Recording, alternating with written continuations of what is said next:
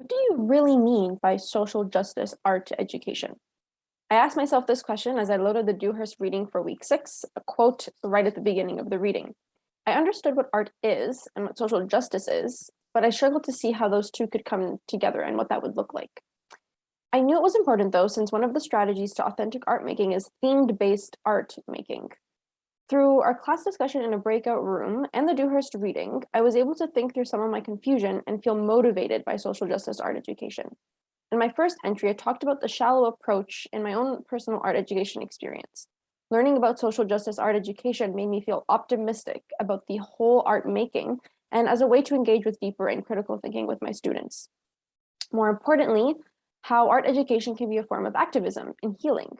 As I started to understand what this meant and how it would look, I sought ways to practically implement that in my teaching practice.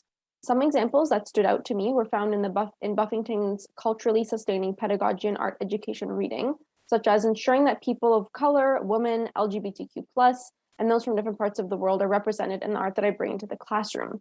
Representing these people on posters I hang or PowerPoints that I include, and really being meticulous to identify them and tell the students who these people are, where they come from, and the work that they're doing. Doing so will, as Butte says in 2019, as Buffington says in their 2019 article, give a sense of how welcoming and diverse the educator, myself, curricular choices in classrooms are. This makes me think back to a specific breakout room conversation I had when talking about CRRP strategies for teaching about Indigenous art specifically. And we mentioned how giving credit where credit is due is a simple yet effective strategy. It all came together in my mind. Just letting the students know about the representation of the artists can be a very effective way to motivate them to engage in this art making, but also see people that are represented like themselves in the art making process. Finally, I want to speak more about how the way social justice and equity art making can be a medium for healing. Through discussion with my colleagues, we spoke about how this type of art making need not have the goal solely of communicating a message to people or advocating for a social justice issue. Instead, at times, students can use this approach to work through trauma, confusion, hurt, and potentially even fear.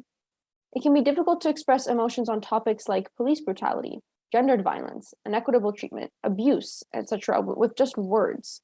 That's why it's important to allow space for students to visually heal and critically think.